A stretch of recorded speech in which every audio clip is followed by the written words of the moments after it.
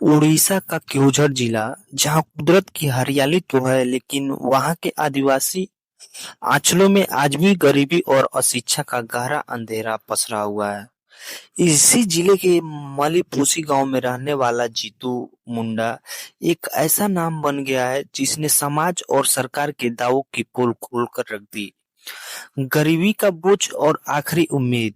जीतू मुंडा का 50 वर्षीय बहन कलरा मुंडा का निधन 26 जनवरी 2026 को हो गया था। कलरा के बैंक खाते में 19,300 रुपए जमा थे। एक गरीब परिवार के लिए यह रकम सिर्फ कागजी आंकड़ा नहीं बल्कि उनके अस्तित्व की लड़ाई थी। बहन के अंतिम संस्कार और घर की तंगहाली के बीच जीतू को उन पैसों की सख्त जरूरत थी। पत्थर दिल कानून और बैंकों की दीवारें। जब जीतू अपनी बहन के हक के पैसे लेने उड़ीसा ग्रामीण बैंक पहुंचा, तो उसे उम्मीद थी कि व्यवस्था उसकी मदद करेगी, लेकिन उसे क्या पता था कि यहाँ इंसानियत से ज्यादा कागजों की कीमत है। बैंक में कर्मचारियों ने नियमों का हवाला देते हुए साफ कह दिया कि पैसे तभी मिलेंगे जब खाताधारक खुद उपस्थित होगा।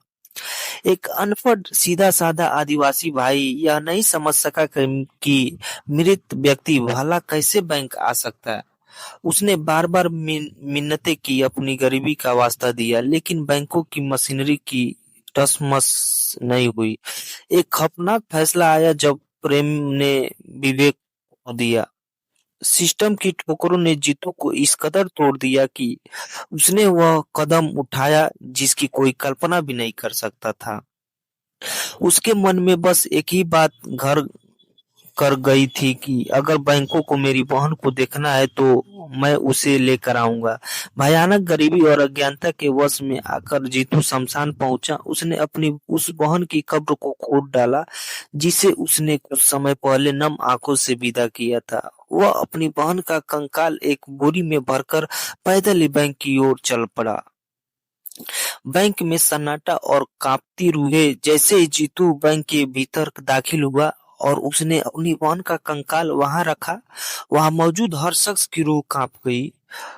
वह डरा हुआ नहीं था, वह तो बस अपना हक मांग रहा था। उसने बैंक अधिकारियों से कहा, लीजिए मेरी बहन आ गई, अब तो हमारे पैसे दे दीजिए। यह दृश्य केवल भयावह नहीं था, बल्कि यह खुद उस समाज के चेहरे पर तमाचा था जो खुद को आधुनिक कहता है। निष्कर्ष और मानवीय संवेदना ये कि दोस्तों, अंततः पुलिस ने हस्तक्षेप किया। अधिकारियों ने जीतू को समझाया कि कानूनी प्रक्रिया क्या होती है और उसे मृत्यु प्रमाण पत्र के आधार पर पैसे मिलने का आश्वासन दिया।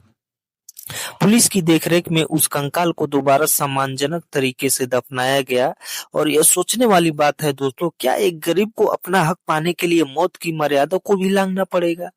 जीतू मुंडा का यह कदम हमें सिखाता है कि नियमों की कठोरता जब मानवीय संवेदनाओं से ऊपर हो जाती है, तो ऐसे ही हृदय विदारक दृश्य जन्म लेते हैं। प्रशासन को चाहिए कि दुर्गम इलाकों में नियमों को सरल बनाए, ताकि किसी और जीतू को अपनी बहन की लाश के साथ बैंकों की चौखट ना नापनी पड़े। तो दोस्तों, अगर ये आप लोगों को वीडियो अच्छा लगे तो शेयर कीजिए ताकि दूसरों के साथ ऐसा ना हो। जय हिंद, जय भारत, धन्यवाद।